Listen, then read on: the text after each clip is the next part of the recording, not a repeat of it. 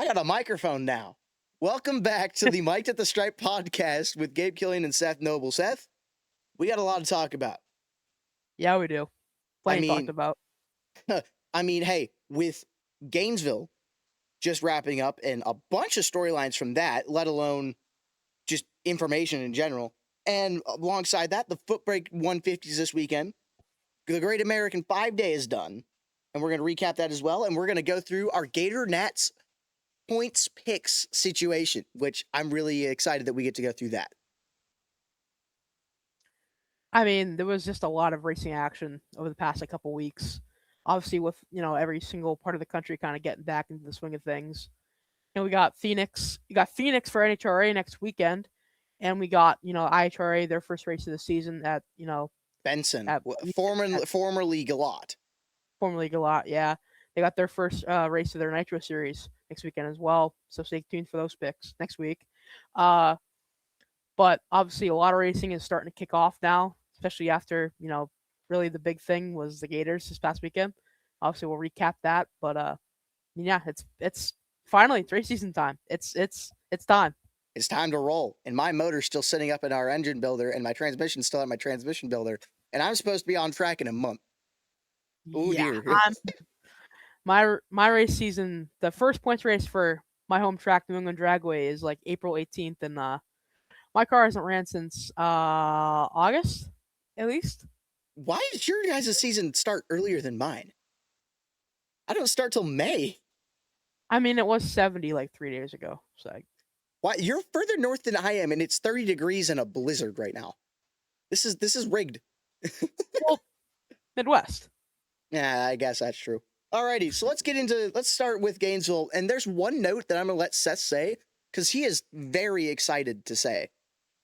Oh, I am 100% excited to say this.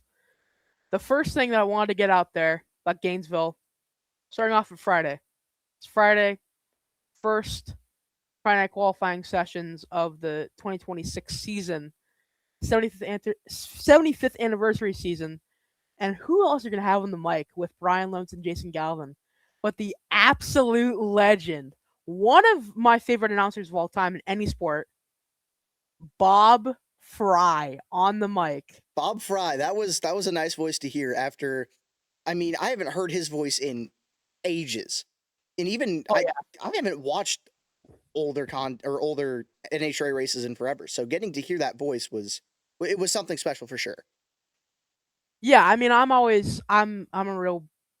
real big on drag racing, history. So I always love watching. I think I've watched like Drag Racing '99 like 100 times, if not more. I mean, I've watched it a bunch. And of course, hearing him and Alan Reinhart in that is, I mean that duo in that video is just spot on. It's awesome. Yeah. So, and honestly, the big thing for me was just having Bob on the mic. I mean, his humor was still there. Like it almost seemed like he never left. It really did. Not at all. And I mean, even if he was gone for what, 20, 30-ish years, and hearing his voice, it's like he never left, just like you said. I mean, he still kind of had his lingo there in the way he announced his number one qualifier, granted with some names he never knew, but he got used to it really quick. And I'm very glad that we're bringing voices in the sport back. And if that was just the start of the season, we might see some big names come back in not only on the racing side with Big Daddy Don Garlitz and a lot of these guys. We might even see some classic announcers come back. Yeah, I mean, hearing Bob on Friday night, I mean, he did mess up the name a little bit. He did say Doug Coletta on accident. Or But I mean, was it? yeah. He said Doug Coletta and then met Sean Langdon. But hey, he's been out of practice for so many years, so we got to give him grief. And at the same time, he's such a legend in our sport. So great to hear back from him. Continuing on with the Friday night qualifying, Josh Hart first sets the track speed record, 340 miles an hour. I mean, wow, that didn't take long, did it? Just ripped the Band-Aid right off and takes the number one qualifying spot. Goes 365 with an 8. That's in Q2. In Q2. That conditions were just right. And I also Absolutely. will make a note when we get to the funny car. That that that track was set up really good for good speed, and I'm really glad that Josh Hart was able to get the 340 out of the way, and the way he kind of announced it after he was being partnered with Speedmaster, that's some good marketing. Saying that Absolutely. saying that he's really glad he's sponsored and partnered with Speedmaster because Grubnick is a Speedmaster. His whole team's a Speedmaster. And he said the driver just has to get used to it. I don't know, Josh. You might already be Yeah, I mean, at your seeing home that on track Friday too. night. Yeah, absolutely. I mean, like it. He, I mean, his Bernie Speed Shop is on one of the scoreboards at Gainesville. Mhm. Like, that's a big part of his life right there is at Bernie's, and to go down, go down the historic track in Gainesville and be the first person this season and the first person at Gainesville to hit 340 is something that I'm sure he doesn't tend to show emotion. Like he's kind of like a just put your head down and get to work kind of guy. He kind of in interviews, he's kind of just like, yeah, it went well. All right, see ya. But it's I know for sure that really meant a lot to him, as well as when we get into it a little bit later on in this part of the podcast. Uh, that this win this past weekend meant a lot to him. I'm sure Yeah, it did. So 100%. I mean, as obviously we keep going through Friday night qualifying, another big thing that I think we obviously was a little bit overshadowed after Josh Hart just came in and stole the show, but Tony Stewart was 0.04 mile per hour away from hitting 340. Yeah, I mean 339 point was it 96? Yeah, it Like was 340. yeah, It was that's how math works. 339.96. Yeah. Nice job, Gabe. Good at math. That was a stellar route or stellar run out of Tony. And if that's just the first weekend of actual NHRA competition for the R&L carrier side of TSR and Elite Motorsports, that's going to be a threat for the whole season. I'm when it comes to Pomona, when it comes to Arizona, all these hot, steamy, dry tracks, I think that's where we're gonna see a lot more performance come out. Because humidity kills, just murder speed. When we get to Arizona, if it gets as cold as it does in Q2, as it was, say, here, and it's a lot drier, we're gonna see some killer performance. Yeah, I mean, obviously we've seen some pretty good performances at Phoenix throughout the years. So, it's kind of when you go to a place that's going to be hot and you're early in the season, so it's still kind of a little bit colder, you're going to see some like good performance like right off the bat. Unless it's like hot, unless it's like practically the devil's armpit like it was in Gainesville at Mm-hmm. some parts of the weekend. Uh it's going to be good conditions for like the first part of the season. There's going to be a lot of like good conditions where it's like not too hot, not too cold, like there's decent air. Like there's going to be some good opportunities like right out the gate to see big performances like we saw this past weekend. Exactly. Continuing on with Friday night, going into Funny Car, Ron Capps goes number one with 389 after not getting down in Q1. He was dead last and immediately jumps the whole chart, just says, all right, bye field, and goes right to number one, which that run was stellar out of Ron. And with his performance in qualifying and with Maddie's performance, not only in qualifying, but in the actual event, that was really cool to watch. Yeah, I mean, he ran I believe it was like a 678 or 9. It's like somewhere it was high. It was in the high sixes. Like it was not a good run. And I think it's kind of overlooked by people that don't I mean, obviously some people just don't know, how it kind of works when it comes to qualifying. If you don't get a good run in Q1, like if you don't make it down the track, you're probably like your weekend, maybe your entire weekend, not just qualifying, but your weekend is kind of swamped. Mhm. Like it's stuck in a ditch. So for Guido to come out there and lead that whole Napa team with obviously Ron Katz behind the wheel, stellar driver as he always has been, to lead that car to a 389 and hang on to the number one spot with just, I mean, obviously he was like the first pair, if not second pair out, and he still went 389, and somehow, honestly, I'm astonished that he held on. I thought someone was gonna swing in and Take that take spot that from him. spot away. Yeah, exactly. Take that spot from him. Because I mean, there was obviously being like the first like couple pairs. There's gonna be a lot of stellar cars waiting. It's gonna get better air and better conditions. And it just no one ever seemed to get by him. I also do just want to make a note. It's not in our notes, but what is in Terry Haddock's header flames? We've seen Yeah, it. We've not only seen it in IHRA, now we've seen it in NHRA competition. And it doesn't matter if it's daytime. It doesn't matter. It really matters if it's nighttime because oh my goodness, every lap I've never seen anyone's headers get more bright and orange, or even be visible in the daylight, except for Haddock. I mean those things burn. They are those are They those get are lit toasty. right there. Yeah. Yeah, I mean So you could probably put a pizza. You could strap a pizza onto that, and you could go maybe 60 feet, and that thing would be done. I mean isn't those. that how it would usually be? It's just more orange. Oh yeah, it's just it's got a little bit of taste of nitro. It's fine. Yeah, whatever. You got to taste a little bit of nitro here and there, right? Yeah, Alrighty. Going into pro stock, Cody Coughlin set up number one at 6:52.3. That's a stout run for pro stock. And Cody Coughlin, after having some struggles last year and some very turbulent moments at that, comes back and sets a name for himself. That's a big run for Cody for sure. yeah. I mean I know. I think his one and only his one and only number one qualifier last season. Which by the way, I think it's not talked about enough. The fact that he got a number one qualifier last season at any point is impressive. It's not talked about enough. It is impressive, especially at a track. It was funny enough, my home track, New England Dragway. To do that in those conditions was stellar.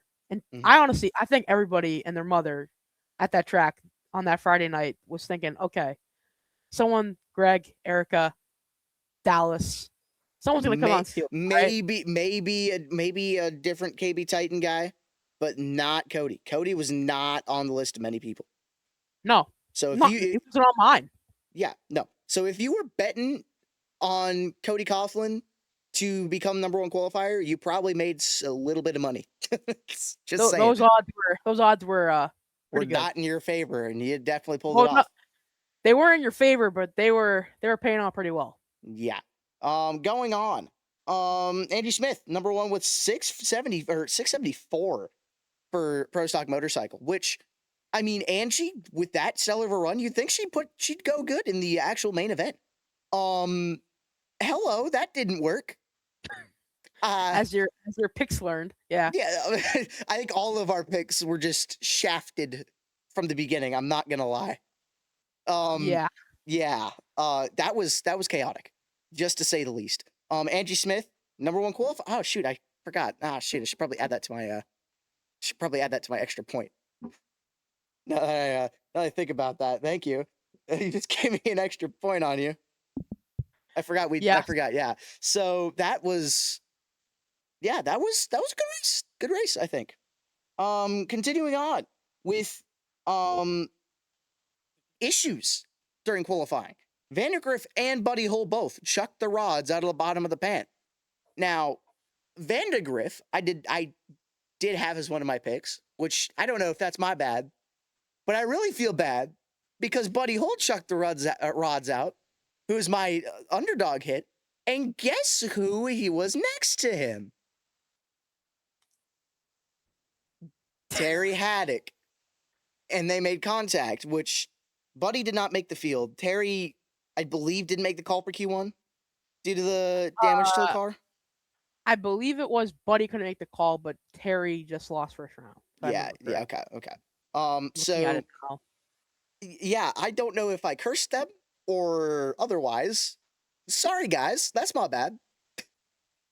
Some more issues in funny car.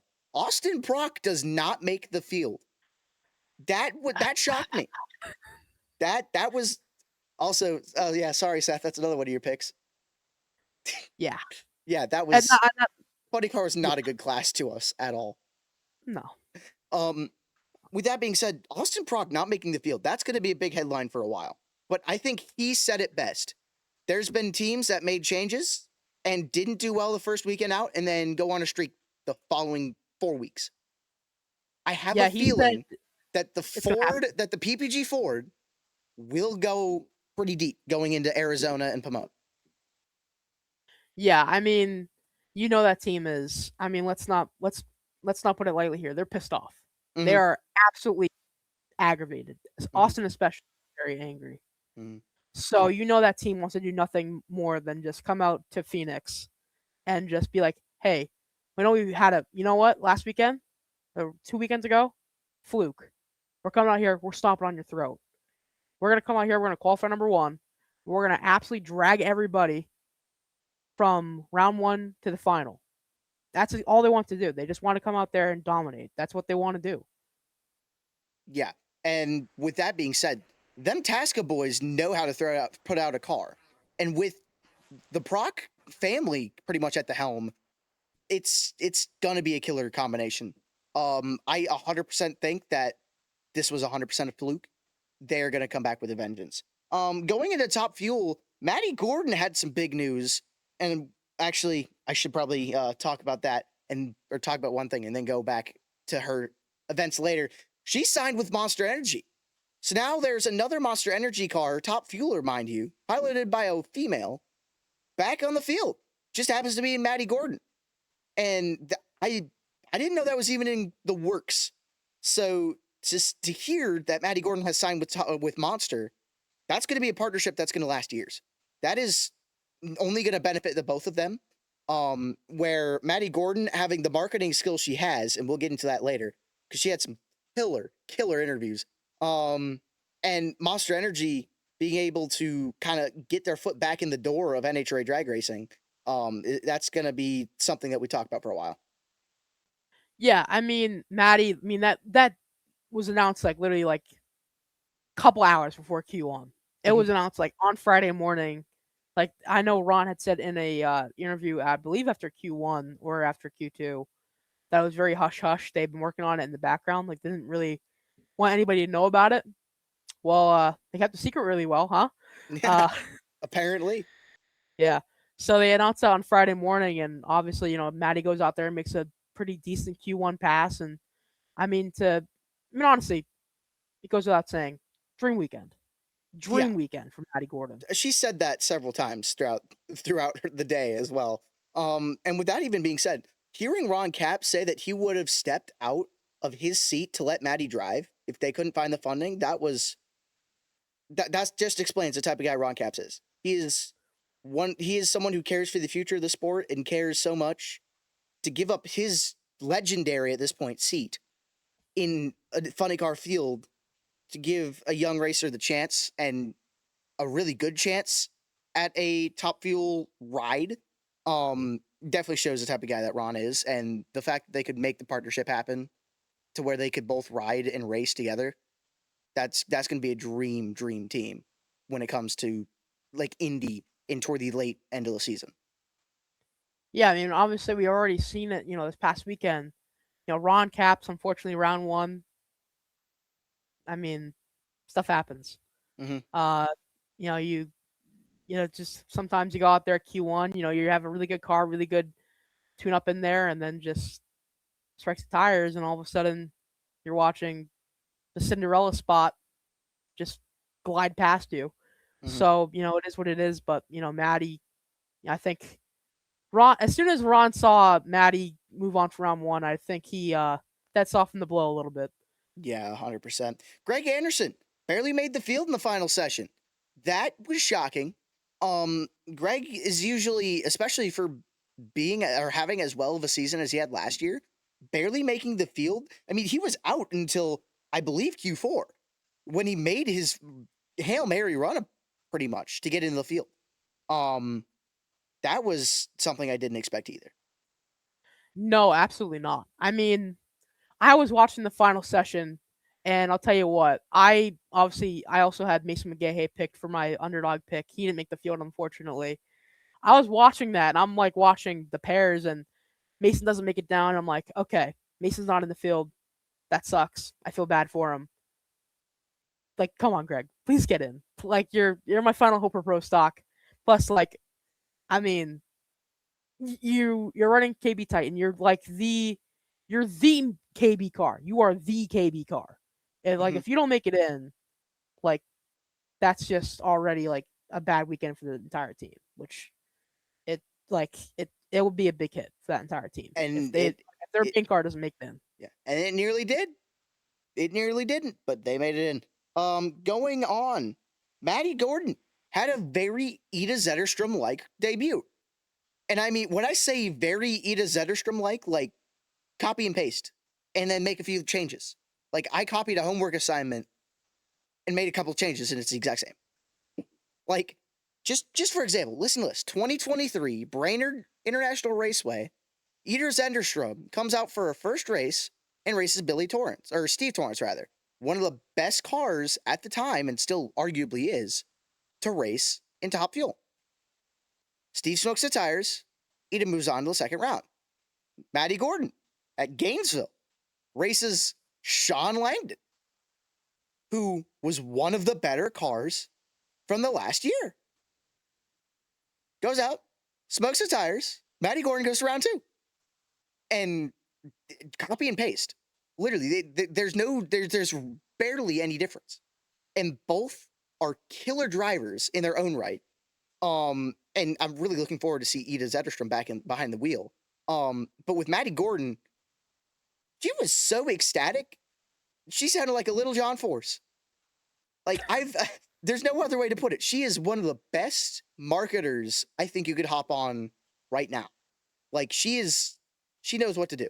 She's she I hate to say it, she's what the sport needs at this exact moment. She has the personality. She has the grit, the want to be in the sport, and the energy and passion for the sport, like Terry had. It's something that is next to none, and it's so nice when we get to see that. And the fact that we now get to experience that week in and week out is really killer. Like Yeah, I think Seth, you had a really good quote for this. If you want to share that here, like it the was just after her round one, where it was after Sean smoked the tires. it was and I quote, "Holy something, that wasn't me. We're going." After Sean pulled the tires loose. Yeah, I mean, that's probably one of my favorite things I've ever heard from a driver ever.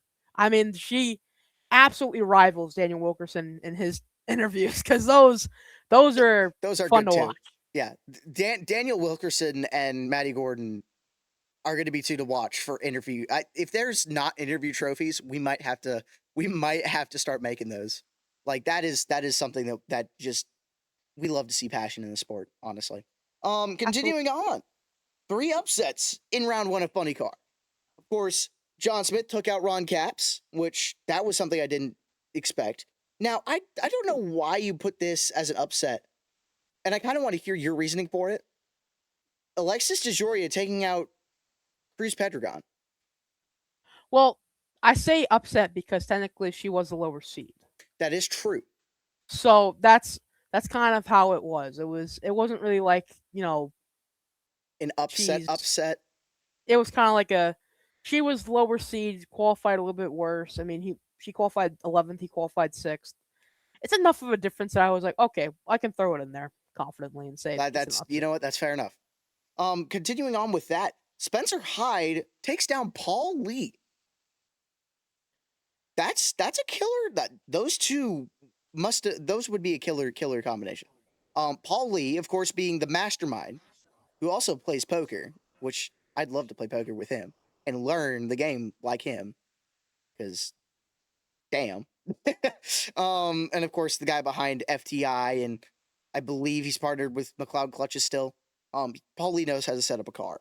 But Spencer Hyde, coming off of the World Series of Pro Mod, and of course later in the day getting bashed for liking Team Canada in the Olympics with Maddie Gordon, oofta. um, it was a killer weekend for Hyde and crew. And Paul Lee, I think they're gonna figure out their combination for. I sure hope they're going to Phoenix. Yeah, I mean, obviously, I mean, when you lose a pivotal piece like Johnny Lindbergh, it's going to be tough to kind of keep that same momentum he had from last season. I mean, at one point, that team was a championship contender, like a confident championship contender last year at a certain point. Obviously, things didn't work out the way they wanted. Things happen. Spencer Hyde also, honestly, last year, I had a point where I was like, okay, like if they keep having weekends like this, they might have a shot. It's gonna be tough. It's gonna be a rough road, but they were like putting up like serious numbers at some spots where it was like, okay, we kind of expect someone like Proc or Hagen to put up numbers. It was Hyde staying with them. It's like, what is happening right now? So I Yeah. mean, both those cars are really good, and honestly, the fact that you know Spencer obviously last year finished kind of lower in the top 10, I believe, but still, I mean, it's just kind of you run into rough breaks every now and again. But once again, that team was just, I mean, they run it up at Epic last year. I thought, and I was honestly rooting for him in the final because Courtney was up there in the tower, so I was kind of like rooting along with her for Spencer to win. But uh, that team was good at points last year, and as I said before, they can. I mean, they kind of hide it a little bit every now and again, but they can run those big numbers when it matters. They really Mhm. can. Yeah.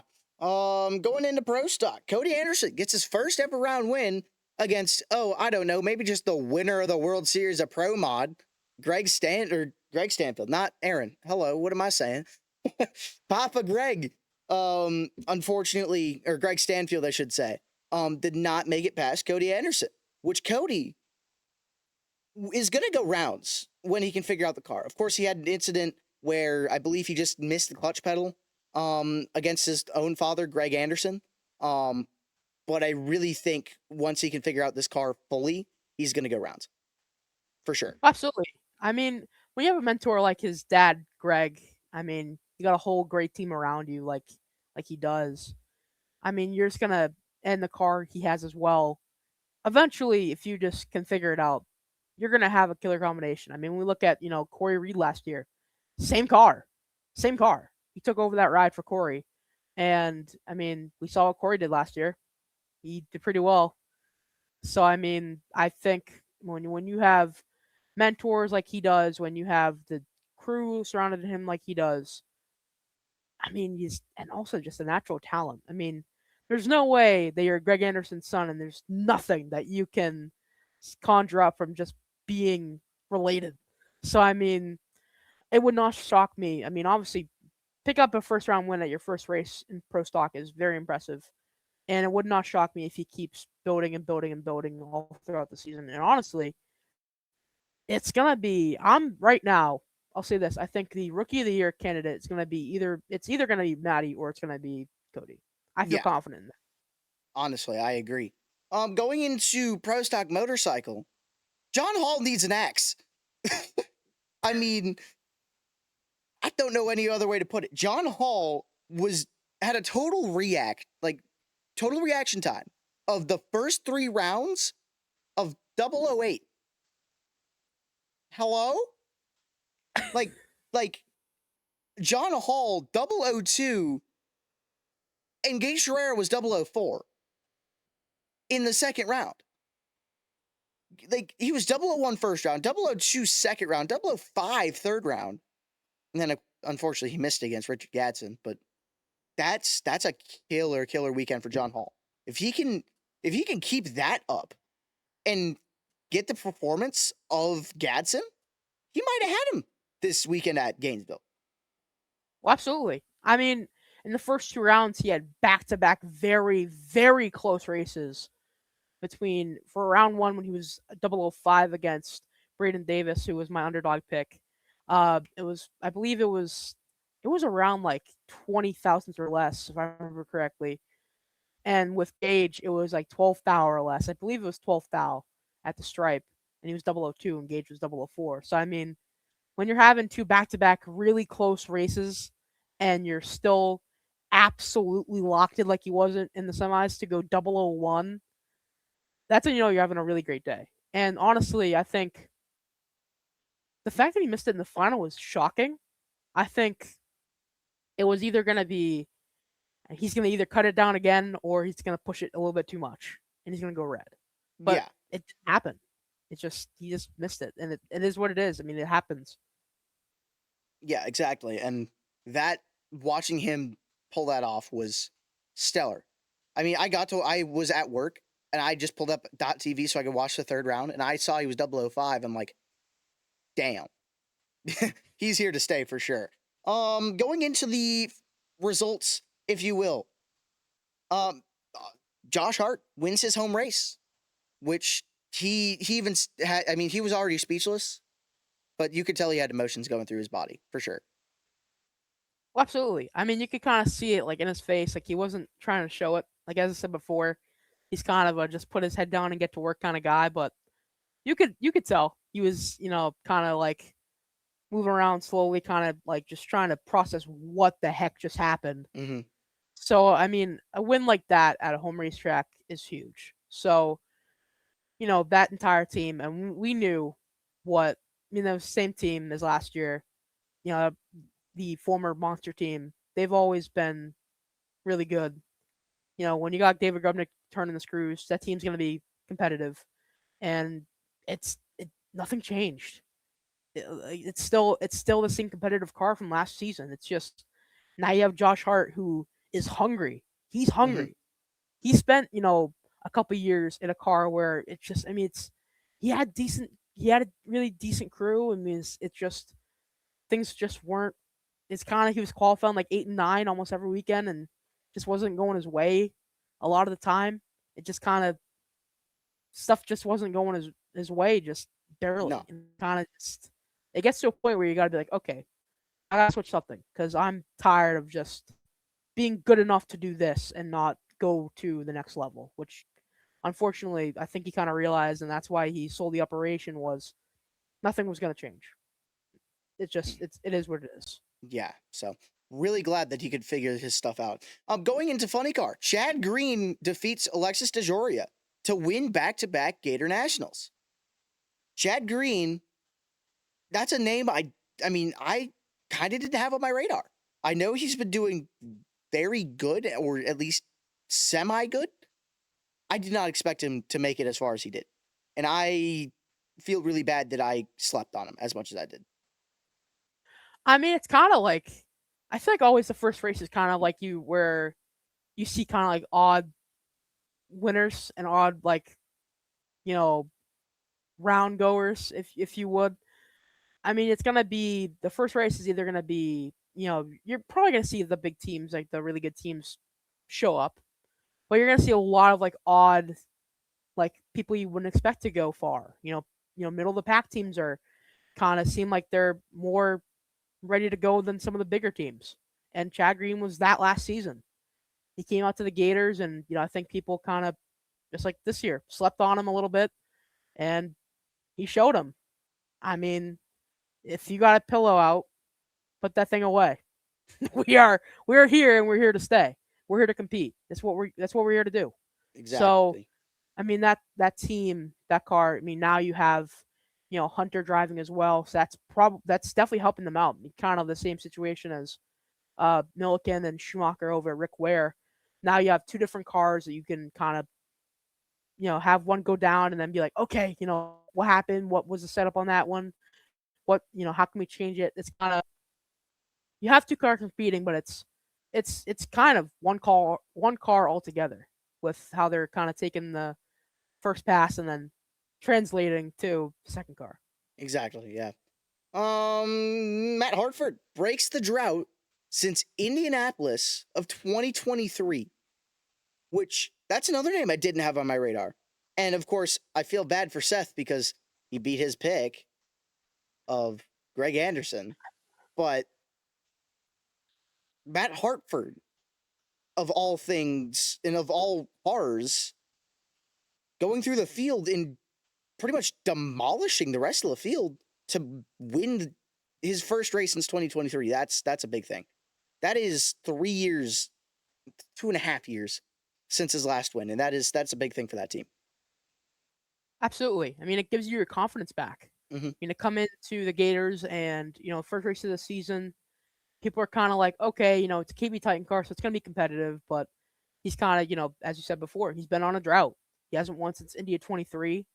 And that car had some moments last season. I think a couple of Mission Foods, Too Fast, Too Tasty Challenge wins, runner ups, all those different things, but it didn't seem like it was doing what it's probably expected to do. There's probably, obviously what we've seen this past weekend, it can win. It can win, so it should be expected to have a shot at a final round win light. And I bet you that team, Matt, Eddie Garnaccio, and Amber, his wife, I'm sure. I believe it's Amber, right? Correct. Amber sounds right. I believe it's Amber if I remember correctly. If it's not, I apologize, Miss Hartford. I really do. Uh, but it is. That team, they can win. They showed it this weekend, and to end a drought like that, I know what it feels like to have a big drought. So to finally capture a win after a while, it feels good. And I'm sure that team, they've been waiting for a while. 100%. And Richard Gadsden wins Pro Stock Motorcycle, and that's a big thing. Not only because it's the first race of the season, and he wanted to get the Diamond Wally off, or the Platinum Wally. Are we calling it, or is it the Diamond Wally? I have no clue. we'll have to ask our sources on that one. But he gets the 75th anniversary Wally. Gets that off his back, but it's also his first win since the rainout at Pomona, where people said, oh, it was an illegitimate championship. It was a rainout. It would have been different. Gage, Matt would have caught up to him. And this quote from Gadsden really pulls it together, saying, it's referring to his haters, I can't tell you what I think of you on this censored platform, but use your imagination. Like, that kind of sums up how he feels about everyone saying, hey, you shouldn't have been a champion. Like, that wouldn't have been yours. He says, yeah, right, and then just pulls the rug out from all of them and keeps the trophy and crashes the rest of the dishes and says, yeah, now you clean that up. That's the best way I can really put that. That's Richard Gadsden is coming from his grudge bike days and all of the street tire stuff, things with Chris Moore and all those guys, coming over to the world of Pro Stock Motorcycle, much like Gage. And I believe, one of Corey's buddies. Man. I can't remember his name now, but they all came for the grudge bike scene and they all came in here and just started dominating. So I don't know where they can get away with saying that this is an illegitimate championship. I don't either. From what we see, you saw it all last season. He was battling with Gage, with Matt, with all those top teams. The entire season. He went into Pomona ahead. So how could you even? He maybe they would have caught him. Yeah, maybe. It doesn't mean that it's like unless you slash his back tire, there was no guarantee that Gage or Matt was going to catch him. It just No. You never know. It is you just don't know, and it just baffles me that people who haven't touched any vehicle that isn't a street car are coming on here and saying, "Oh, he wouldn't have won if they ran that race." How do you know? How do you know? You don't know. No. For all you know, he could have went out there and absolutely gave belt to everybody. You don't know. Florida Gator style. So yeah, that was definitely one of the more highlights of the weekend. And that concludes the Gator National. So yeah, a lot of stuff happened within a short amount of time. With that being said, going into some bracket racing stuff, which on this podcast, me and Seth are both bracket racers at heart. And yes, we have a thing for NHRA, but we also want to cover the sportsman stuff and the bigger money stuff. And one of the bigger money things going on this weekend is the Footbrake 150 at Gulfport. Now, Gulfport is one drag strip that stays warm 100% of the year, the other one being Bradenton, pretty much. Bradenton and Orlando, and maybe Tucson and some of the Arizona tracks. But Gulfport is kind of the place to race when it comes to these winter months. And they've been hosting races. I believe this is going to be their third straight week of racing for big money stuff. That's I think there's that been that sounds about right. yeah, I think Jake Clayton and Paul Stalba and people have just been down there for so long, and I can't blame them. It gets them the hell out of here. My buddy Levi Cortez was down there for one of their races, which we get into in a little bit. But the Foot Brake 150, if you guys want to watch, it is going to be live streamed by Wired Designs. So check out the Wired Designs YouTube channel, and it'll be live for you guys to watch. So for all of you like us who are in the frozen tundra and want to get some of the adrenaline rush and burnout smoke in our faces, we at least have the chat bleachers, which might need to get some chat bleacher trademark coffee up in there. Troy, if you're watching, he gets that reference. So yeah, Foot Brake 150 coming up soon. Yeah, I mean, of course, as Gabe said before, we're both bracket racers at heart, absolutely since day one. Uh, it's Yeah, just Mr. Toyota we're both, Corolla. eh, eh, RAV4. RAV4, sorry. there we go. But that's not where I was going with that. It was more so the fact that instead of pointing out my junior career, you pointed out the couple races I ran in Toyota, whatever. And did really good in them. Yeah, I did. I'll say that I did. But that's not the point. The point is, I mean, I always love watching the big money bracket racing stuff, whatever it may be. If it's your OG Million, if it's whatever TB Promotions doing. Shout out to Tebow, Tyler Bohannon. They do a great job over there. Tebow, Brian Whitworth, and kind of PJ. Love you, PJ. And like All-Star, like Wells, like just all the flings, everything all the big money stuff that goes on. Great American bracket races. Take your pick and go race for some money. We love to watch that. I know a lot of people like to watch that. Some people, it ain't their cup of tea. They're like, oh, it's not true bracket racing, or not true drag racing rather. And I tell them, hey, it's chess at 150 mile an hour, and if you don't like it, I urge you to at least give it a shot, because it's definitely something that I like it. I like anything that that's fast and has a motor, but I bracket racing is one of the cooler things. You'll also never hear ear candy like bracket racing. Well, absolutely. I mean, I've been lucky enough where the last couple of years at my home track, New England Dragway, we've had some big money races put on by the track itself. We've had the New Englanders 10K for the past couple of years, and it's been a lot of fun. I've been on the mic for them. I mean, of course, it's obviously not as big as like all those other big money bracket racing stuff, but we get some decent car counts every now and again with those, and it gets competitive. It gets absolutely competitive. I mean, to see, you know, it gets especially when we get some of the people that don't come here a lot. They come down here. You don't nobody knows your game, so it No, kind of just it mixes up the playing field because when it's a point series, you kind of know everybody. You get kind of like a general gist of what their game is. But when it's somebody you've never raced before, you have no idea. You, no, you literally just have to do what you do, run your race, and then just pray that you're doing the right thing. yeah, So it's and alongside that, the racing is so much tighter. Like if you're not 5 total at the million, just pack it up, go in the trailer, and head west. At I mean, that for the point, most part, yeah. It gets really rough. That's the thing people don't understand. Some people don't understand. There's people that say, "Oh, it's not real drag racing. It's not real bracket racing. It's so dumb." No, it's not. no, It's more competitive, if anything. yeah, I mean, you're gonna stray a lot more in a quarter mile than you are on an eighth mile. The it's more consistent. It is less time to make decisions, so it is nerve wracking as all heck to try and make decisions. I mean, it just makes the racing so much better, in my opinion. It makes it competitive, makes it difficult. I mean, that's when the people that are really, really, really good at the sport, that's when you see those people truly show what they can do. And it truly shows how like far ahead in this game that they are compared to people who aren't on their level.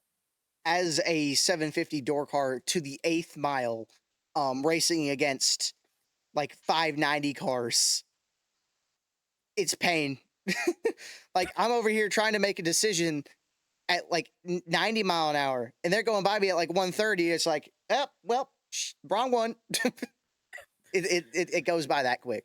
So if you are not on your game, you are not there. Speaking of bracket racing and Gulfport and Great American Bracket Races, their Great American 5-day has just concluded. Monday had a golf scramble, which was amazing. I love golf. I'm a big golfer too. And I wish I could have been a part of that. No, I was stuck here in the frozen tundra. And going into some of these amazing, I want to say, storylines here. Donovan Williams dominates the point series, comes home with a brand new dragster chassis, and just completely locks out a final round for 25 grand. What a dog. Yeah, absolutely.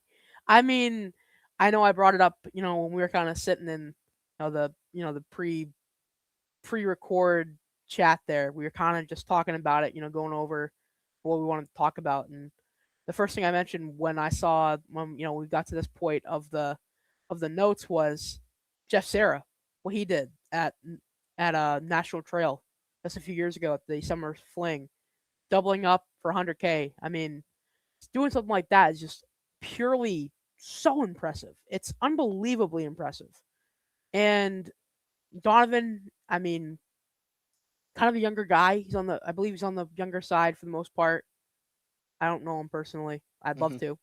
After what he's done this weekend, I'd love to Yeah. know him.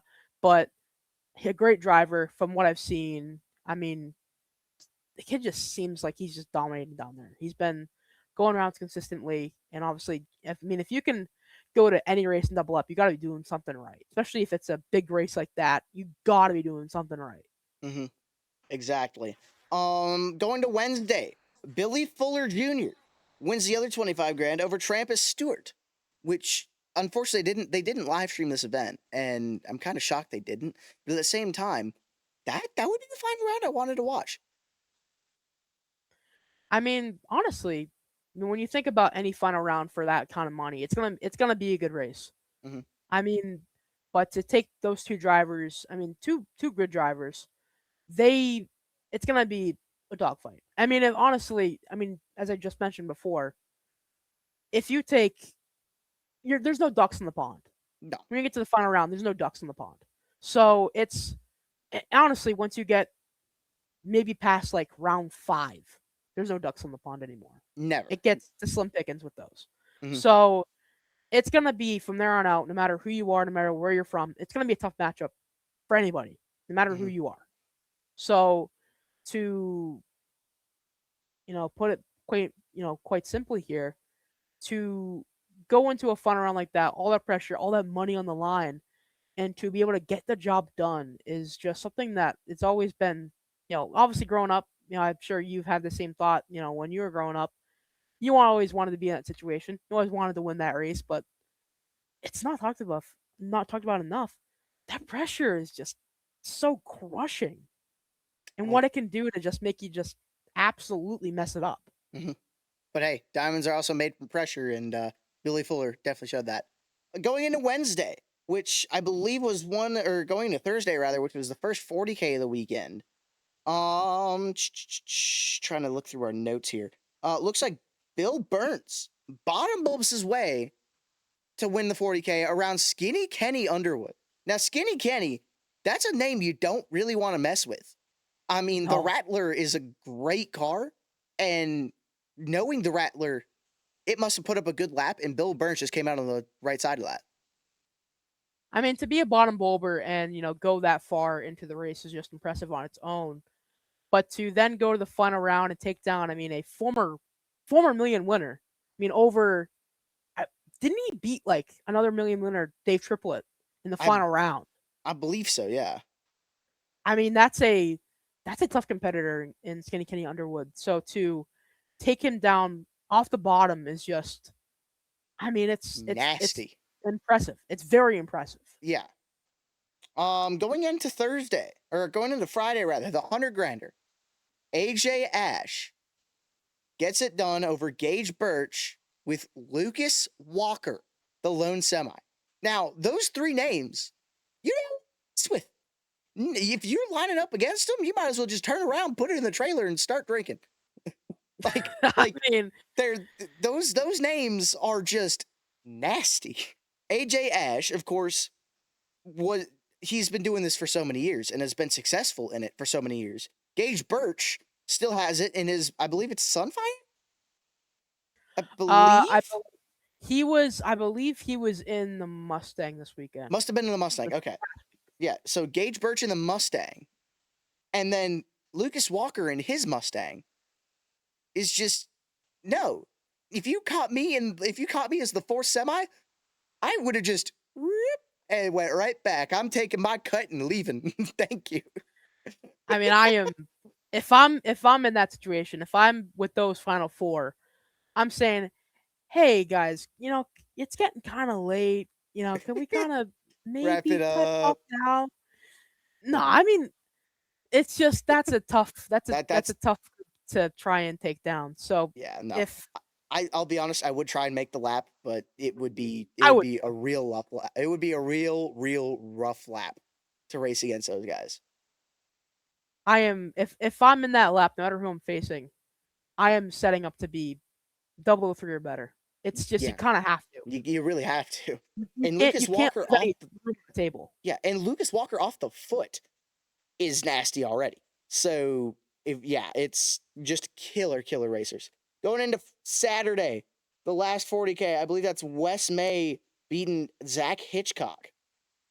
That's a good those are also some good racers there. I mean, West May, of course, that car, that driver, very, very popular throughout the bracket racing community. I mean, I've seen that car on roadblocks bracket racing before. It's always been going for pretty good money on there, so it's a very, very popular car. I mean, Wes, great driver.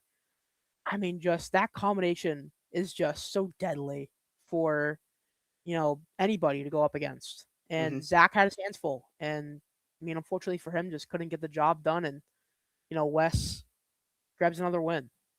It is what it Really, is. yeah, Zach, that's true. I'm really shocked. I don't think I saw the Galidis go down. I don't think I did. I don't know. I We'd unfortunately, have to look. Yeah, yeah, we we didn't have to. get to we didn't get to watch. So unfortunately, and then the warm up races, Gage Birch and Thomas Hawley won the bottom bowl warm up races with Rumley runner up back Yeah, to back. yeah, Bailey Kyle Rush. Ferraro gets it done in both top bowl warm up races. Yeah, I mean Bailey, a great start to his, that entire week down in Gulfport. I mean to win back to back days with the guys that were down there is just I think that's honestly might be top two impressive things that happened down there. Mm-hmm. I think Donovan's double up outweighs it a little bit, but it's close. Yeah, 100%. I mean, when you're on a heater one night, I mean that's one thing, but to back days, one day go to the final, turn on the win light, to then come back the next day, do it all over again. That's when you're really on a roll, just in general. Not even just one night, one weekend. That's when like this season's gonna be a good season for Bailey. 100%. And now to wrap things up, let's go into our point structure and how our points turned out for the Gainesville race. Going into how the format, I am so sorry, I just murdered all of you guys' ears. Going into how the points work. It's going to be 1 bonus point for the number 1 qualifier, 1 point per round win. If you win, that is your round, and then 2 more points. So 3 total if you win the event. With that being said, top fuel. I got 2 with Matty Gordon and Sean Langdon. God, what was my pick for that again? I got to remember. It was Justin Ashley. Justin Ashley. Yeah, Justin Ashley did not make it past first round, so I did not get any points there. However, Matty Gordon did go 2 rounds, and that got me my 2 points. Now, Seth, I'm sorry. No, you're not. No, you're yeah, not. you're right. I'm not sorry at all. You've been making fun of me all week. Don't lie. No, I only today. Haven't made fun of you all week.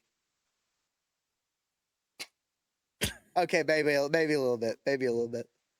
Yeah, it's not. It's you definitely haven't been pushing the agenda of making the points, of doing the points all week long to figure out how ahead you were.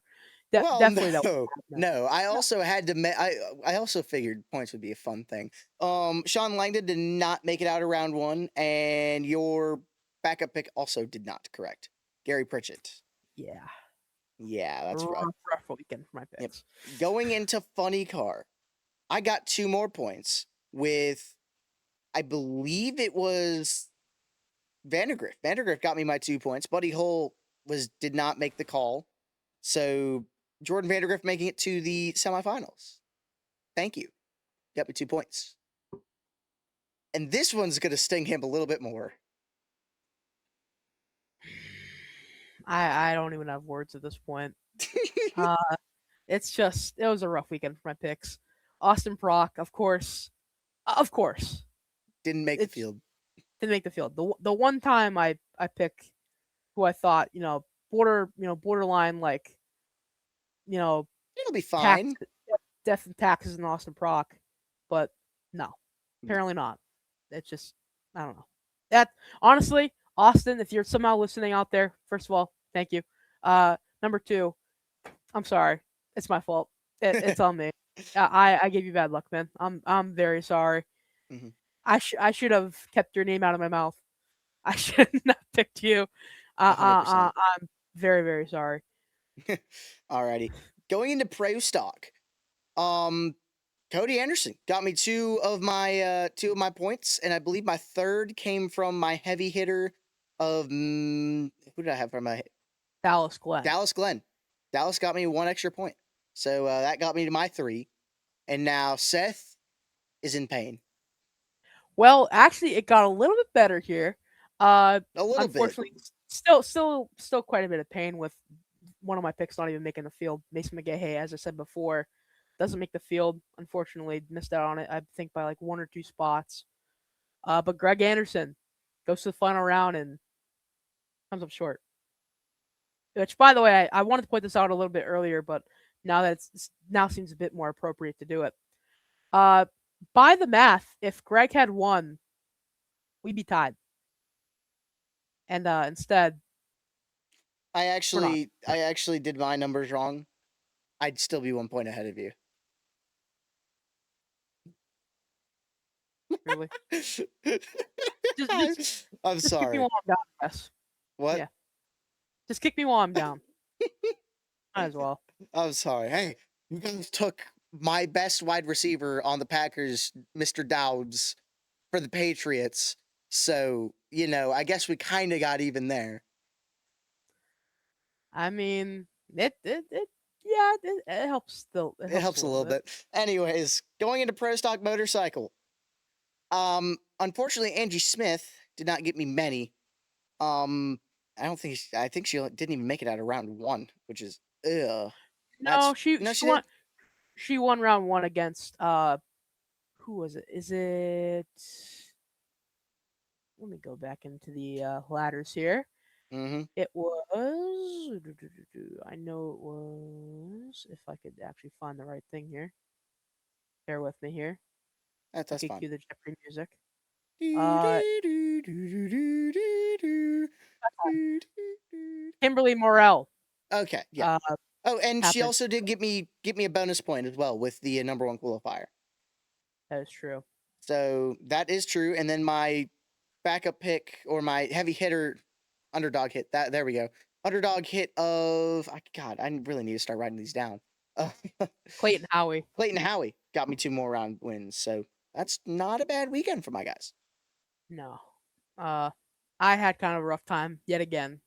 Uh, so I had Gage as my heavy hitter. I had Braden Davis as my underdog, and it just so happens with the luck I've had this weekend, John Hall took them both out back to back rounds. I wish I was joking. I really wish was, but I'm not. Braden Davis comes Ooh, out there round number one, not late on the tree by any means. I think it was like 18. I mean, he's still very very good on the tree. and Very great. 17th out behind. Yeah, great young rider. Just came up a little bit short in round number one. I mean, honestly, for that bike, for that that new team, that's still a very impressive to put up that big of a fight is impressive. Mhm. But obviously just comes up a little bit short, and then Gage just on the bad end of a really tight race, and just both my guys were out. Mhm. Yeah. Pro mod. I think I missed my win numbers on here. Now I look at it because I only have 4 points labeled, and there's 4 points won, and I think I need to put that at 6. So sorry, I'm trying not to kick you down more, but I did my math wrong. Sorry. Derek Benholt, thank you. Derek, getting it done the whole weekend. Thank you for being my underdog. Coming in on a borrowed ride and getting it done was really nice. Stevie Fast did not do as well as I thought he would, but Stevie Fast, Shatta, gonna come back in next race and probably dominate.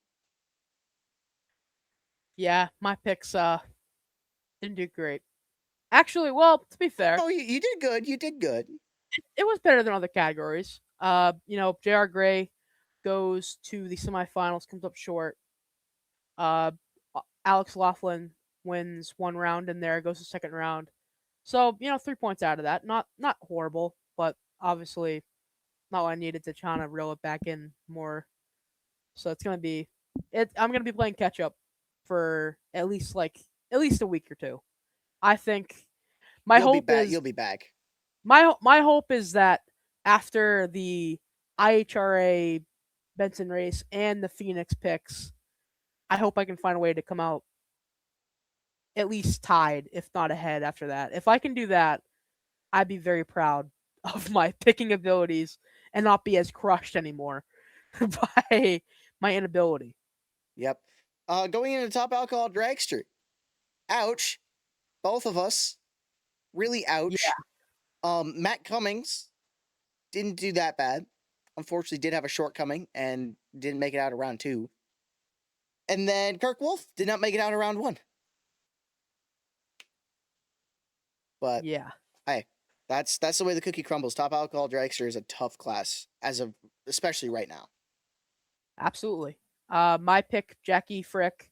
I picked her as my heavy hitter. I picked John Osherman as my underdog. I do want to say, while we have a moment here, John Osherman, his fiance Kelly Kondratic wins Super Comp, her first national event win. My Division One buddy goes down there, wins the Gators, her first national event win. Congrats, Kelly, guys. I'm very proud. Awesome job. Uh, Congrats I on was hopefully getting married soon, by the way. yes, Yeah, hopefully. hopefully. Jeez, Gabe. Hey, Go. wait, Confidence, sir. whoa. I meant hopefully soon, not. Oh, okay, okay, all right. Come on, man. Don't take my words out of context now. You're making me seem like a bad person. Mamma mia. Anyways, um, yeah, that top alcohol dragster was not a good event for us. I also goofed up the top alcohol funny car numbers because I forgot that one of our drivers got the number 1 qualifier. Mick Steele somehow, and we don't know how, was a 546. Where did that come from? I don't know. I know you mentioned it, as we saw that earlier, that he did it next to Bellemure in the final qualifying session. So I mean, that's just that's an impressive, very impressive run from that team. Mm-hmm. And I mean, we did not expect it. As my dog now stands up next to me, He's uh, excited too. she is very excited apparently. Yeah. Uh, but yeah, I mean, we did not expect that. No shade against that team at all. No, But not at all. But yeah, I that mean, we all when you're kind of going against when you're going against names like yeah. Doug Gordon, Sean Bellemure, I believe DJ Cox was one of the names I saw out there. He was not He was actually not out there. Okay, I completely take back my completely take that back. Just we had a killer set of names, and like we said, the only reason he was our underdog was because he was just the lowest seeded. There was nothing we could really go off of. So I got 2 points. that was about it. Doug Gordon unfortunately did not make it out of round one. And Seth won a class finally. Finally got one. The maniac arms just just Mr. Burns from The Simpsons, just doing one of those, just twiddling the fingers. Yeah, finally, I got something this weekend. Finally, about time. Sean Bellemere, I picked him, and he ended up going to the final round and taking care of business. Killer Bees. There's a reason why they're multi-time world champions. That's a nasty, nasty big three over there. Mm-hmm. So it's, anytime you see them go to a national event, you're gonna kind of expect that they're gonna be in the final round at minimum. It's kind of just an expectation at this point. Exactly. So with that being said, our point totals as it sits for the first race of the season, 21-15, going toward me. So, hey, at least I might have a chance to win something this year. But then again, we're about 30 races too early to be calling stuff.